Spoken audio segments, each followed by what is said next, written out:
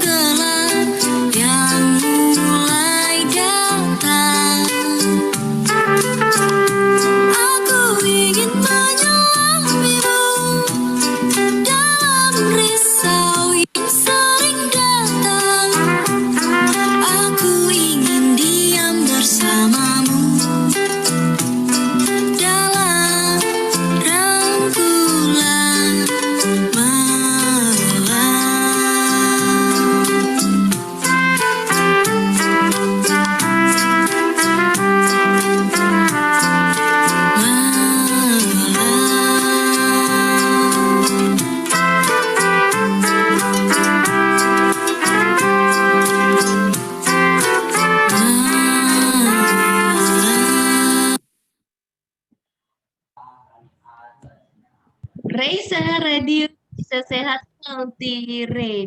Apa kabar Bapak Ibu di rumah yang saat ini sedang mendengarkan kami dari berbagai macam platform kami. Dan hari ini Bapak Ibu kita akan ngobrol bareng mengenai sindrom pramenstruasi dan mengetahui gimana sih cara mengatasinya. Nah, penting sekali ya mungkin untuk ibu-ibu di sini yang hadir dan juga mbak-mbak ya yang tentu saja masih membutuhkan informasi mengenai menstruasi atau mungkin untuk Bapak Ibu, Bapak-bapak ya, Bapak-bapak mungkin ingin mengenal istrinya lebih dalam, mungkin bisa mengikuti acara ini nanti ya Bapak Ibu ya. Dan tentunya hari ini senang sekali kita ditemani bersama moderator kesayangan kita, Ibu Dr. Rosalia Kurniawati Haris Putra MPH, yang merupakan dari Departemen Biostatistik, Epidemiologi, dan Kesehatan Populasi FKKMK UGM. Dan narasumber kita yang hari ini sudah siap sedia, yaitu Ibu Dr. Sinta Prawitasari, MKes SPOGK, Departemen Obstetri dan Ginekologi FKKMK UGM. Kepada Ibu Rosalia dan juga Ibu Sinta, kami senang sekali hari ini mengundang Ibu karena ilmu mengenai menstruasi ini cukup susah didapat ya Ibu ya, kalau nggak ketik di Google. Biasanya cuma ngebaca atau ke dokternya langsung. Nah, hari ini kita siap bersama dengan Dokter Sinta dan juga Dokter Rosalia. Mungkin Bapak Ibu yang ingin bertanya, nanti bisa kirimkan pertanyaan Anda melalui kolom komentar kita. Nah, langsung saja kepada Ibu Dokter Rosalia, waktu dan tempat kami persilahkan. Baik, terima kasih Mbak Gitka. Suara saya cukup jelas ya di siang hari yang enak untuk mager. Mungkin di sela-sela menemani kegiatan Bapak Ibu. Terima kasih Mbak Gitka. Selama sekitar kurang lebih 1 jam ke depan saya akan akan memoderatori Dr. Sinta. Beliau adalah dosen di Departemen Obstetri Ginekologi yang sekaligus beliau adalah KPS PPDS 1 Obskin ya dok. Baik, di sekitar 1 jam ke depan kita akan berbincang tentang apa yang tadi telah disampaikan oleh Mbak Gitka mengenal sindrom pramenstruasi dan cara mengatasinya langsung dari ahlinya. Beliau adalah konsultan obstetrik ginekologis. Ya. Selamat siang Dokter Sinta, sehat selalu dokter. Selamat siang Mbak Rosa, sehat selalu saya, alhamdulillah. Menyambut ini ya dok, besok Idul Adha, mungkin berpuasa juga, semoga tetap semangat ya dok ya, di tengah pandemi COVID ini. Jadi Dokter Sinta, hari ini kita akan diskusi tentang sindrom pramenstruasi yang banyak dialami oleh wanita, yang mungkin juga berdampak pada pria ya dok ya, selaku orang-orang yang di sekitarnya. Dokter, mungkin sebelum lebih jauh kita diskusi tentang sindrom pramenstruasi, boleh berkenan dokter sedikit menjelaskan tentang sindrom pramenstruasi itu dokter, mungkin penjelasan singkat termasuk kapan sih terjadinya seperti itu. Monggo dokter. Ya, jadi kita mungkin mengenal sindrom premenstruasi itu sebagai kalau orang awam selalu merasakan ya sebelum mens tuh mungkin dia moodnya sering berubah, jadi sering sering tiba-tiba sedih, terus habis itu ada yang merasa bahwa nafsu makannya bertambah, kemudian ada juga yang kemudian perutnya sering kembung gitu. Nah, itu memang salah satu tanda-tanda dari sindroma premenstruasi. Nah, sebenarnya sindroma premenstruasi itu cukup banyak dialami ya oleh perempuan. Mungkin hampir semuanya, mungkin lebih dari 70% akan mengalami gejala premenstruasi itu. Cuman memang ada yang keluhannya ringan, tapi ada juga yang sampai mengganggu aktivitas. Nah, itu sih Mbak. Oke, baik dokter. Tadi disampaikan dokter Sinta beberapa contoh ya dok ya. Ada yang sedih, ada yang nafsu makan, mungkin jadi mudah upset gitu ya dok ya. Kemudian perut tidak nyaman. Nah, itu biasanya boleh kita antisipasi sekitar berapa lama sebelum menstruasi dok? Apakah hanya berlangsung beberapa hari atau bisa sampai dalam hitungan minggu mungkin dokter Sinta? Nah, biasanya sih sindrom menstruasi itu mulai terjadi setelah sel telurnya keluar ya, setelah ovulasi. Nah, karena pada saat setelah ovulasi itu memang ada perubahan konsentrasi hormonnya. Kita kan perempuan ada estrogen sama progesteron. Nah, biasanya estrogennya turun, terus progesteronnya mulai naik, itu menyebabkan gangguan-gangguan pada fisik kita. Ya, nah ya tadi contohnya seperti perutnya kembung, terus kemudian emosinya berubah, sering mudah sedih, mudah marah. Nah itu kemudian terjadinya tadi setelah ovulasi biasanya bisa 2 minggu sebelumnya atau mungkin kira-kira 1 minggu ya menjelang menstruasi sampai nanti mungkin kurang lebih 4 hari lah selama 4 hari pertama menstruasi. Nah itu biasanya. Baik dokter, berarti munculnya. bisa mulai dari 14 hari ya dok ya, 14 hari sebelum mens yang sudah kita perkirakan sampai dengan berjalannya mens sekitar 4 hari. Nah, Dokter Sinta, tadi dokter sampaikan terutama terkait dengan perubahan hormon keseimbangan estrogen progesteron ya dok ya. Nah, apa yang bisa kita lakukan dok terkait dengan hal tersebut, Dokter Sinta? Oke, jadi karena sindrom atau ini ya perubahan hormon itu sesuatu yang sifatnya normal. Nah itu mungkin tidak semua orang akan mengalami gejala yang mengganggu. Jadi ada yang cuman ringan aja, tapi ada yang sampai mengganggu memang. Nah kalau yang sampai mengganggu ini, nah ini mungkin yang perlu terapi lebih lanjut. Nah kalau yang ringan-ringan aja nanti bisa itu seperti perubahan pola makan, kemudian juga ada yang penelitian bilang dengan olahraga, kemudian nah kalau sampai yang berat misalnya sampai mengganggu aktivitas sampai dia si perempuan ini mungkin nggak bisa bekerja ya karena keluhan yang sangat mengganggu, karena ada yang sampai migrain segala, itu sampai migrain yang hebat, kemudian tadi kembung nggak nyaman, kemudian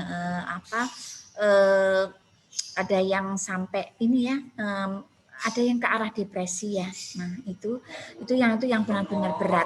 Nah yang benar-benar berat seperti itu kita akhirnya memang harus diberikan terapi obat biasanya memang. Oke, baik Dokter Sinta, bisa dengan terapi obat ya dok ya. Terapi obat ini boleh kita beli sendiri OTC atau ke apotek atau ada saat tertentu yang kita perlu ke dokter dok?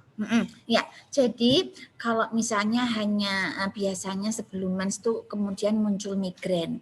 Kemudian migrain itu dengan obat misalnya kayak paracetamol gitu ya, itu bisa hilang. Nah, itu cukup dengan obat yang bisa dibeli di apotek ya tanpa resep. Tapi kalau sampai yang misalnya kemudian ini ya kayak semacam emosinya tuh sangat labil, itu mungkin kita harus ke dokter, kemudian nanti mungkin ada yang kemudian diberikan obat kontrasepsi. Jadi kontrasepsi yang mengandung hormon itu bisa dipakai untuk terapi sindrom premenstruasi yang memang keluhannya sangat berat, karena itu akan membantu tadi ya mengurangi ketidakseimbangan hormon yang terlalu besar, itu bisa tadi dengan obat kontrasepsi tadi yang mengandung hormon.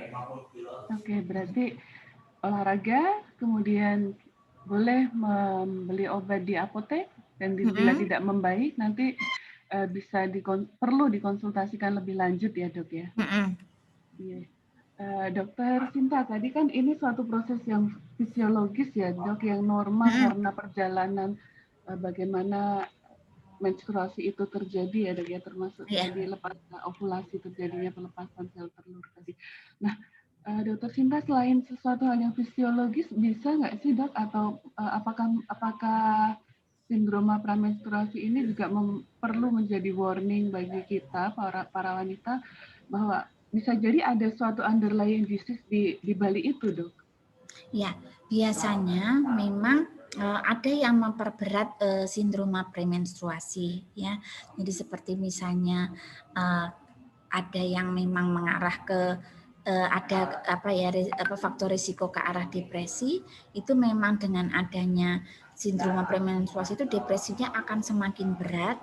Nah itu yang kemudian tadi menjadi ke arah yang namanya sindroma dysphoric disorder, premenstrual dysphoric disorder itu yang lebih berat daripada premenstrual syndrome. Nah itu kita harus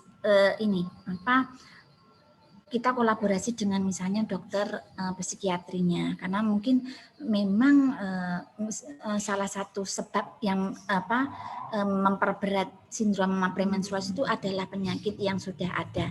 Nah, misalnya kayak ini juga semacam kayak PCO. Nah, pernah dengar PCO? Ya, jadi PCOS ketidak sindroma ini ya ovarium polikistik itu salah satu ini ya penyakit gangguan hormon juga ya, yang biasanya memang ada kelainan di indung telurnya. Nah, itu juga memperberat PMS biasanya adanya PCO itu. Nah, kalau misalnya kita ada keluhan siklus menstruasinya tidak teratur, kemudian pada saat kok muncul PMS, nah dan PMS-nya itu tergolong berat, nah itu mungkin salah satu penyebabnya adalah karena PCO-nya itu. Terus ada juga kayak diabetes mellitus itu juga memperberat ini PMS. Oke, baik dokter. Tadi beberapa hal yang perlu diwaspadai ya dokter, risiko atau warning tentang terjadinya depresi ini. Apakah memang ini dokter Sinta, pada orang dengan stres yang tinggi atau depresi itu juga lebih berisiko untuk terjadi PMS dok, seperti namanya? PMS yang berat. Nah, jadi kalau ada dia ada penyakit tadi kayak semacam sudah ada ini ya faktor risiko ke arah depresi, ya itu nanti akan memperberat ini PMS-nya. Jadi memang perubahan itu tidak hanya fisik ya dok, ada terkait. Ya, jadi sindroma premenstruasi itu kumpulan gejala fisik dan psikis memang. Baik, nanti dokter ketika kita berkonsultasi ke dokter spesialis obstin akan dirujuk atau dirawat bersama dengan psikiatris mungkin ya dok ya, bila dirasa sudah mengarah ke depresi. Ya, kalau misalnya gejala PMS-nya itu dominan ke arah yang tadi ya, emosinya kok sangat labil, kemudian sampai menangis, merasa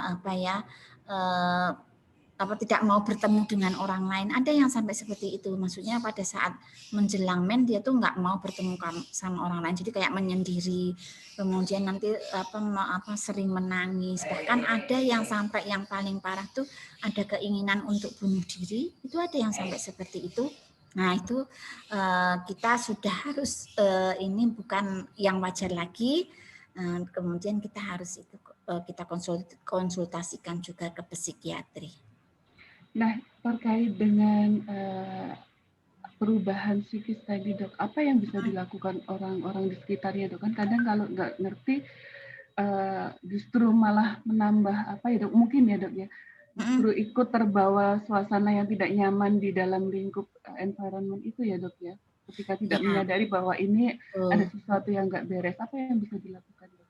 Ya, jadi mungkin ini ya sekitarnya itu harus memahami bahwa biasanya kadang-kadang mereka ini misalnya kalau suami ya misalnya ya, suami itu kalau istrinya tiba-tiba kok kayak marah-marah gitu ya, sering kok jadi tambah cerewet atau tambah sering marah, itu ini mau men ya gitu kan, kadang-kadang kan gitu, ini pasti ibu mau mens. Nah sebenarnya dengan memahami bahwa ini mungkin suatu siklus karena siklus menstruasinya, kemudian tidak pada saat si perempuan ini mungkin emosinya sangat ini ya berubah-ubah gitu, kita berusaha untuk memahami itu akan sangat membantu ya. Maksudnya tidak kemudian menambah karena kalau misalnya kita sendiri mungkin bingung ya, kok jadi lebih sering marah-marah ya, padahal maksudnya enggak, dan itu ternyata karena pengaruh hormon. Kalau kita kemudian makin disalahkan, kok kayak gitu sih, kok kan bukan, jadi kayak malah ada salah paham atau apa ya, itu kan malah nanti makin berat. Maksudnya buat si perempuannya ini akan makin berat, makin nggak bisa nggak bisa mengcoping ini, bahwa oh iya ini mungkin aku karena memang PMS. Nah Itu sih, jadi mungkin pemahaman dari sekitarnya itu harus, terus kemudian dukungan juga bahwa oh iya ini baru jadi kalau dia marah-marah ya udah kita yang lebih sabar aja gitu, mungkin gitu. Ya dok, artinya dari pasangan, dari anak-anak mungkin ya, dari lingkungannya tidak memojokkan gitu, tapi justru aware bahwa ada sesuatu yang perlu ditangani itu. Kalau tentang ya, karena ternyata ya PMS itu yang menjelang menopause pun bisa kena PMS loh. Jadi walaupun sudah menjelang menopause itu bisa tiba-tiba timbul tadi PMS itu, premenstrual syndrome. Karena kadang-kadang gejalanya ada yang kayak hot flash juga. Jadi kayak gejala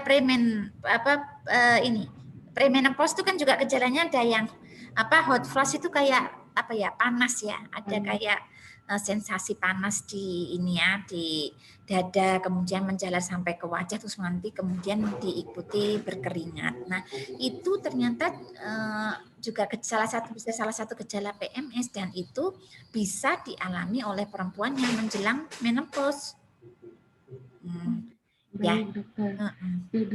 Kemudian sebagai pasangan selain tadi tidak memojokkan dan memahami bahwa istri atau pasangannya sedang mengalami premenstrual syndrome, itu kapan seorang pasangan atau dari keluarga perlu mempertimbangkan untuk melakukan konsultasi tadi dok, untuk terkait dengan perubahan emosinya tadi dok?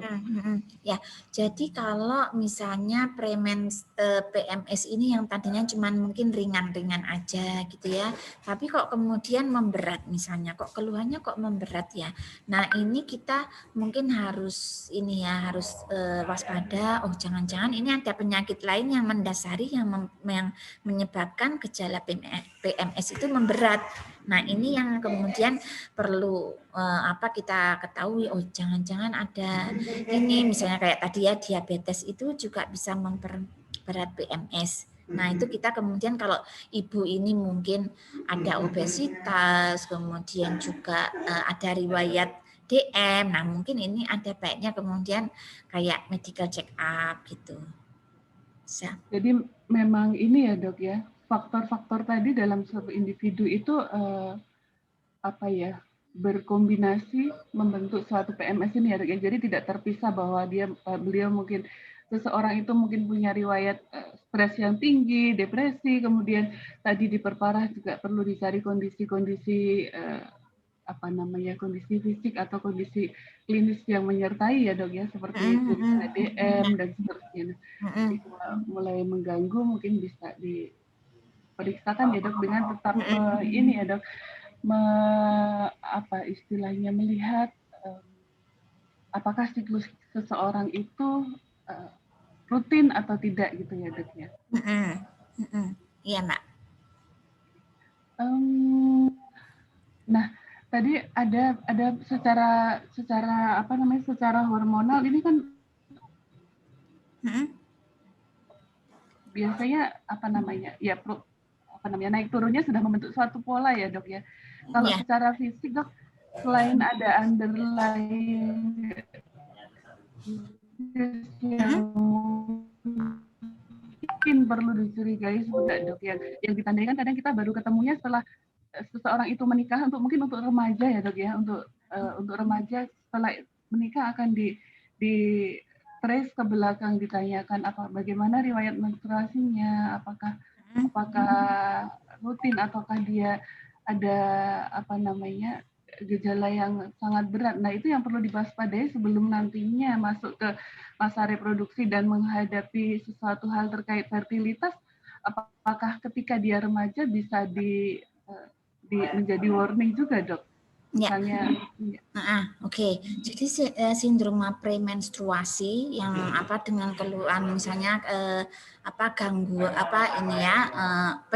perutnya kram. Jadi yang sering kayak dysmenorrhea itu juga sebenarnya bagian dari sindroma premenstruasi ya, kayak sebelum men kok kita perutnya udah nggak enak, sering kayak kram-kram, kemudian nanti ada mual, kemudian bahkan mungkin sampai muntah. Nah itu biasanya kan remaja seperti itu ya, kalau mens tuh bisa mengalami kondisi-kondisi seperti itu.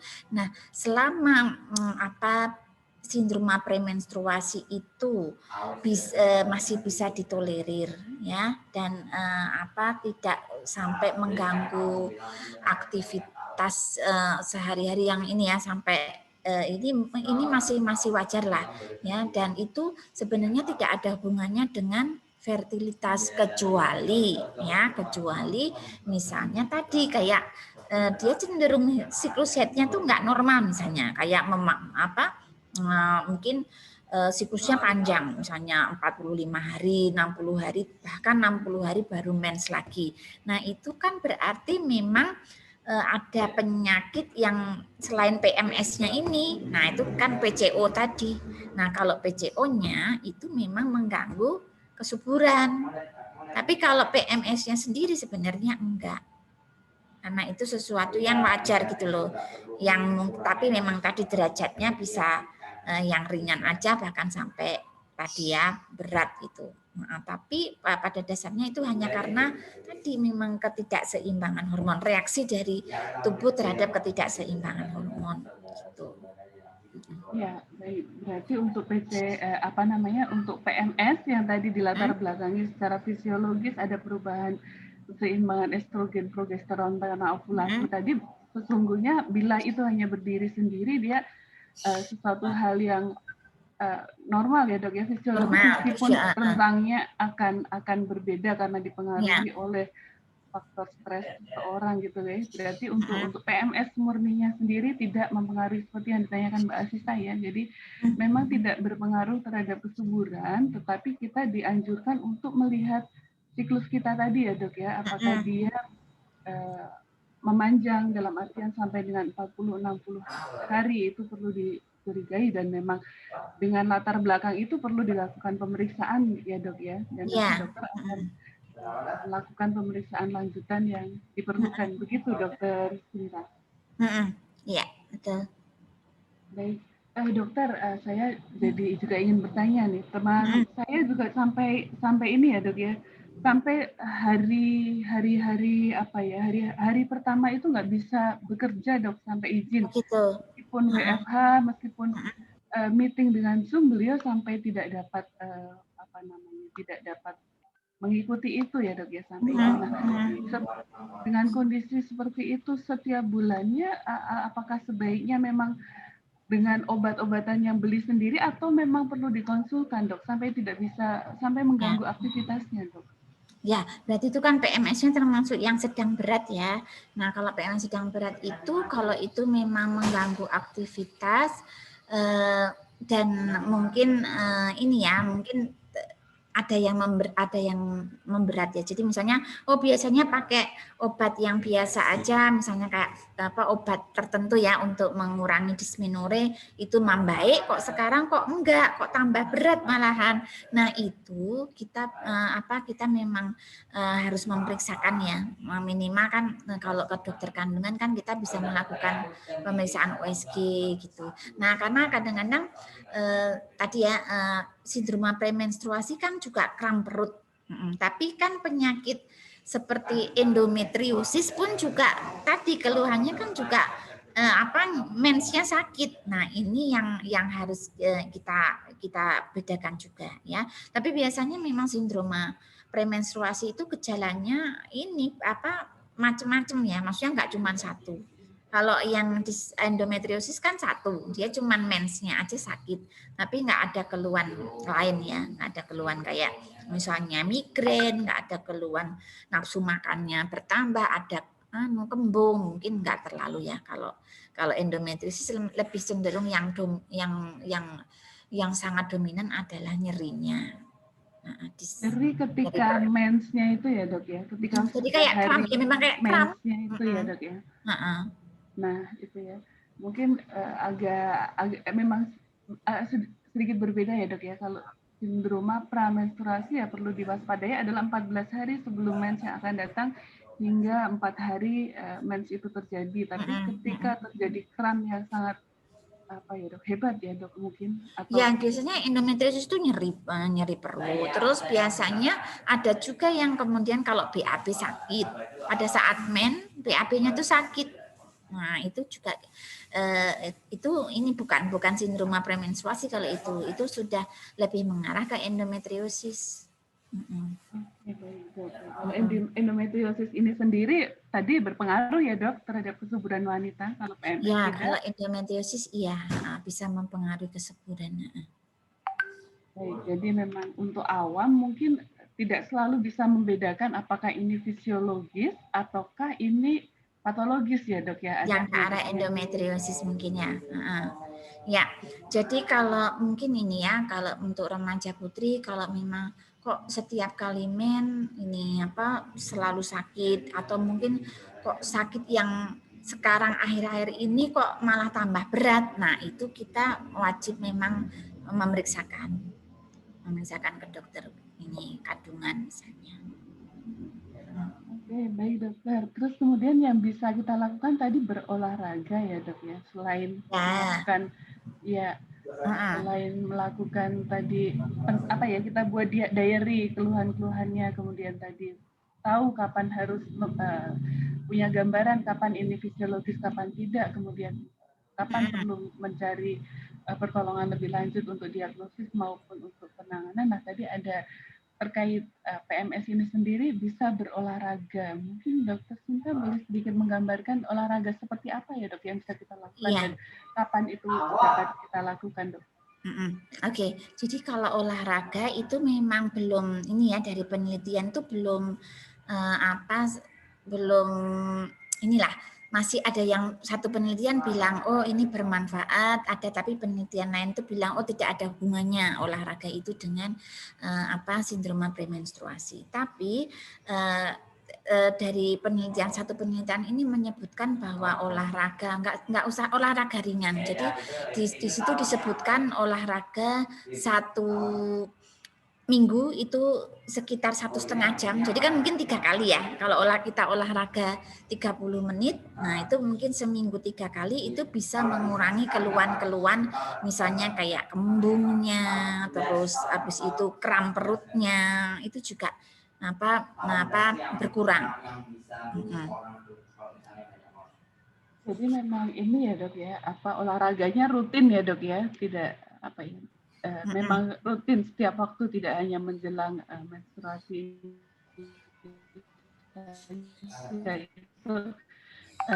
Masih ada ini ya dok ya, ada perbedaan pendapat dari satu penelitian dengan yang lain begitu Dokter Sinta?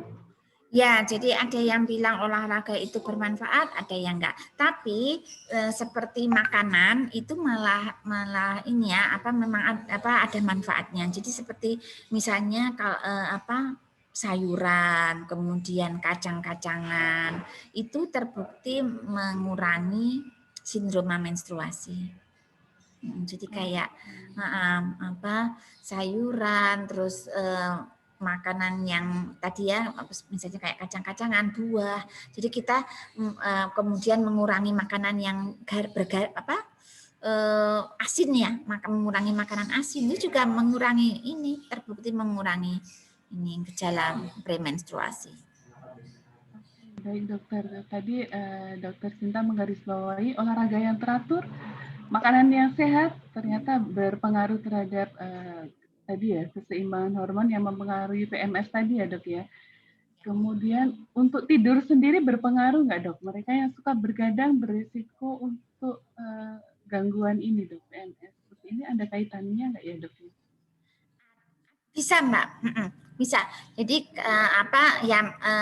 semua yang membuat tubuh kita tuh seimbang ya, secara ini di dalam tubuh itu istirahat cukup, itu kan bagian dari ini ya, bagaimana menciptakan tubuh yang sehat. Itu pasti ini mempengaruhi juga, minimal mengurangi beratnya, ya kan?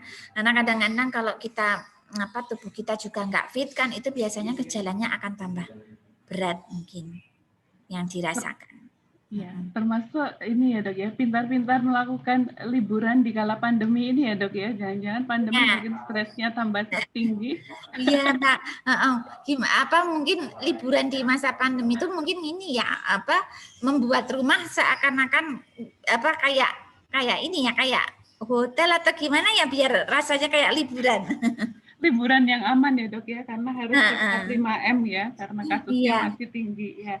iya betul. Mungkin dari Bapak Ibu yang ada di room boleh bila mau bertanya kembali atau Dokter Sinta ada yang mau ditambahkan ya dok ya. Banyak sekali hal yang kita diskusikan tadi mulai dari ya ini aja apa bahwa gejala premenstruasi itu sebenarnya fisiologis, tapi kalau memang itu kemudian menjadi berat ya, maksudnya dirasakan berat sampai mengganggu aktivitas, nah itu perlu kita waspadai, terutama kalau biasanya ringan kemudian menjadi berat. Nah kemudian misalnya pada ibu-ibu yang menjelang menopause ini kemudian tadi ya sindrom premenstruasinya juga memberat, yang tadinya biasanya baik-baik aja atau wajar-wajar aja tapi kok memberat.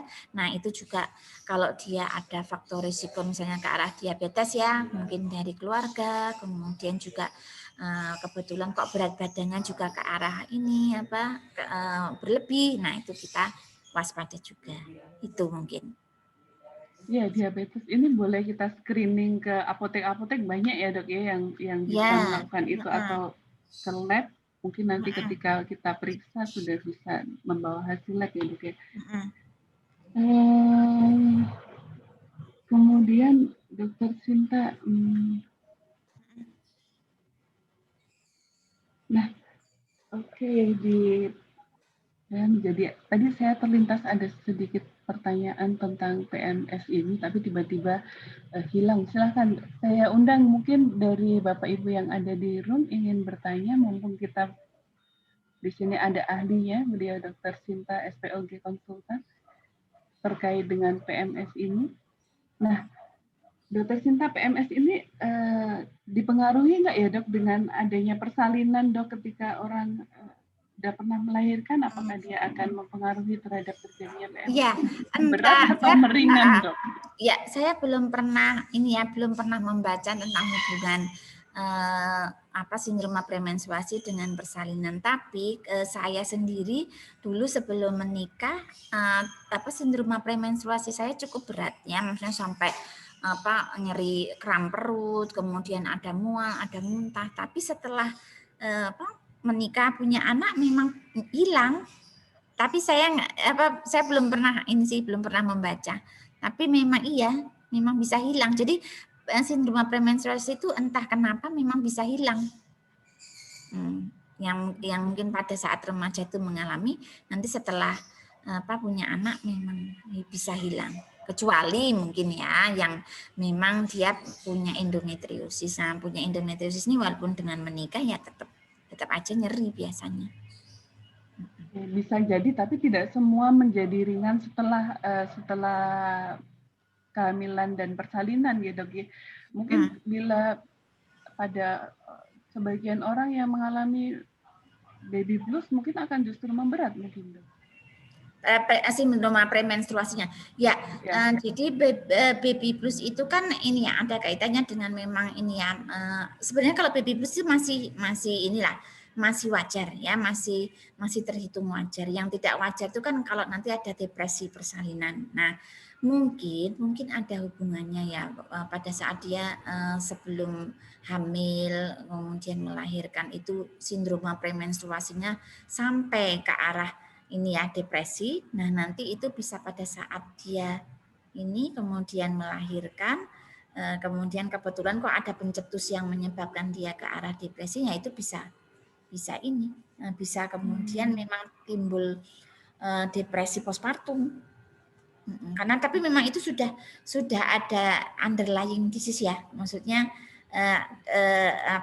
dia memang sudah ada faktor risiko ke arah depresi dari awal, kemudian sindrom premenstruasi itu mungkin memperberat, ya perubahan hormon itu memperberat. Nah, pada saat dia kemudian melahirkan itu muncul kemudian kayak semacam depresi postpartumnya tuh muncul kemudian. Ya, oke. Dan tentu saja dokter yang menangani ketika persalinan tidak akan membiarkan itu, gitu. Ketika ada arah-arah ke arah depresi postpartum, tentu tidak akan berhenti sampai di situ, gitu. Jadi kalau kita sudah sangat aware ya kita dokter kandungan bahwa perempuan itu terutama yang mungkin anak pertama ya, hamil pertama melahirkan, kemudian dia belum punya banyak pengalaman dengan bagaimana mengurus bayi. Nah kemudian biasanya dukungan dari suami juga mungkin tidak yang 100% sangat mendukung ini ya, misalnya pada saat harus menyusui malam hari kemudian suaminya nggak ikut bangun, itu kan kadang-kadang juga kadang-kadang itu menyebabkan timbulnya ini juga postpartum blues. Biasanya juga karena ini sih persalinannya tuh berat. Jadi kan ada yang persalinannya tuh tidak mudah. Nah, itu juga bisa meningkatkan itu. Belum lagi nanti perubahan tubuhnya mungkin tidak siap gitu, oke. Jadi jadi mencetuskan depresi postpartum yang bisa nanti kaitannya dengan PMS ini ke depan setelah pulih kembali menstruasinya bisa jadi menjadi lebih berat nih. Meskipun pada secara empiris sebagian orang mungkin justru membaik tadi ya, seperti yang dokter sharekan tadi ya, Dok ya. Baik Bapak, Ibu-ibu yang ada di room mungkin ingin langsung bertanya kepada Dokter Sinta, boleh? Kami persilakan untuk langsung mengaktifkan mikrofon atau raise hand. Belum ada. Nah, Dok, ini sudah 40 lebihnya dari jam 3, Dok. Mungkin Dokter Sinta sebelum kita akhiri, sebelum dokter berpamitan untuk kegiatan yang lain, boleh digarisbawahi, Dok. Hal penting apa yang ingin dokter sampaikan dan pesan kepada para wanita maupun pendampingnya, Dokter Sinta, supaya lebih berkualitas baik dalam pekerjaan maupun produktivitas yang lain, Dok. Termasuk kaitannya hubungan dengan sekitarnya, Dok, terkait PMS ini, Dokter Sinta. Oke. Jadi kita harus memahami bahwa sindroma premenstruasi itu sebenarnya sesuatu yang fisiologis bisa dialami. Tidak oleh semua perempuan, tapi sebagian besar perempuan biasanya akan mengalami sindroma premenstruasi ini. Sindroma premenstruasi ini ada yang derajatnya dari ringan sampai berat. Ringan itu biasanya akan hilang dengan hanya obat-obatan yang biasa kita beli, misalnya kalau nyeri kepala ya beli obat untuk ini kayak semacam paracetamol. Nah, yang mungkin harus kita waspadai memang yang gejala sedang sampai berat ini, terutama kalau itu terkait dengan psikis ya, psikologisnya lebih dominan misalnya. Nah, psikologis yang dominan ini akan sangat mengganggu kehidupan sehari-hari kita. Nah, kalau itu cenderung menetap, itu kita harus konsultasikan juga, jadi dokter tidak hanya ke dokter kandungan, tapi juga ke ahli psikiatri ya, karena itu mungkin harus ada terapi lebih lanjut.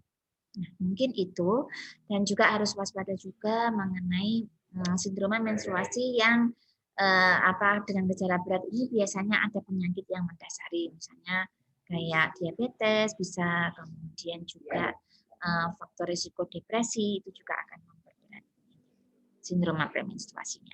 Jadi tidak terlalu cemas bahwa saya punya PMS, nanti jangan-jangan saya lebih mudah kena diabetes atau enggak seperti itu. Jadi memang sudah ada faktor risikonya untuk diabetes. Nah, hanya mungkin dengan sindroma premenstruasi ini akan memperberat ini ya, gejalanya akan diperberat dengan adanya diabetes itu mungkin itu.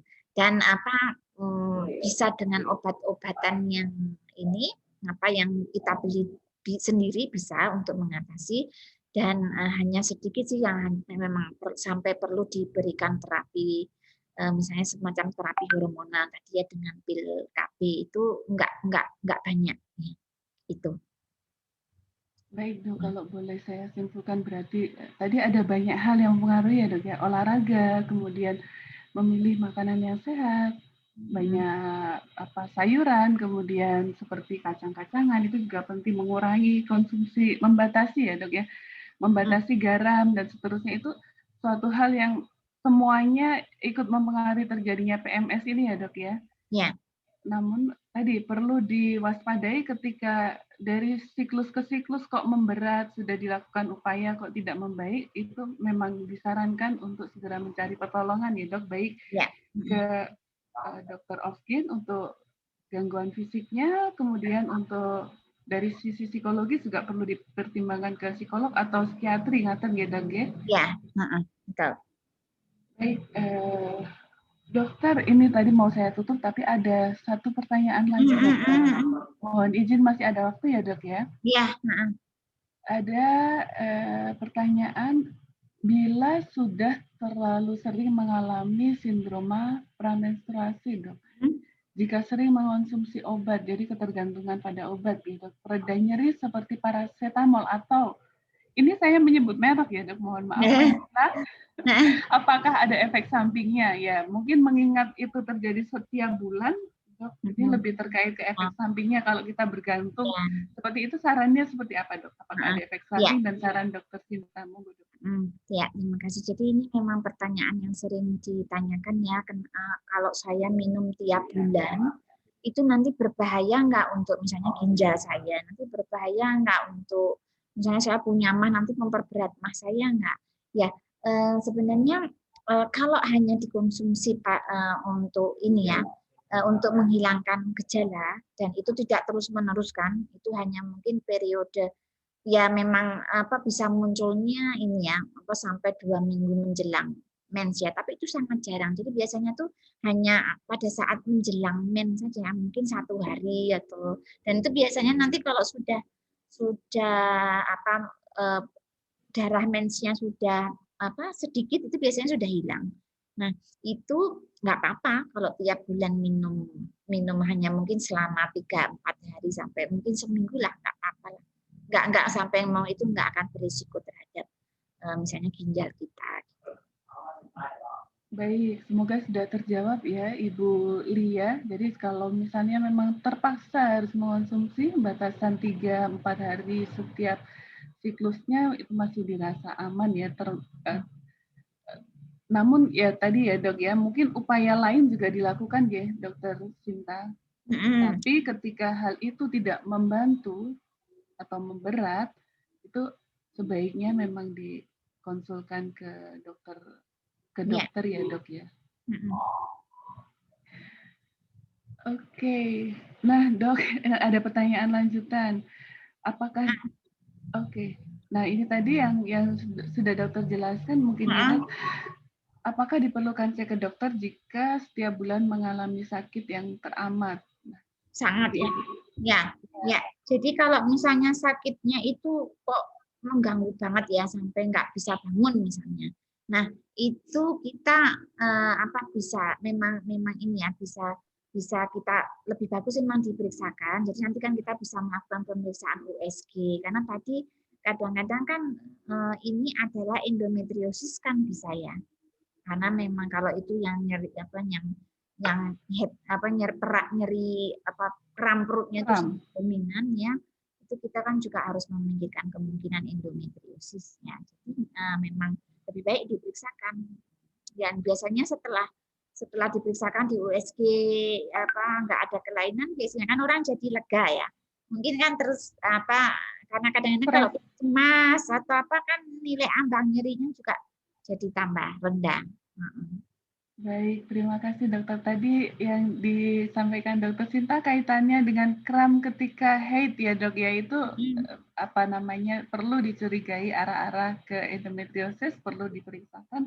Nanti mungkin akan di USG, kemudian akan diketemukan di treatment atau justru ditegakkan bahwa semua baik-baik saja, stres dan cemasnya hilang, kemudian PMS-nya dapat membaik, begitu ya dok ya?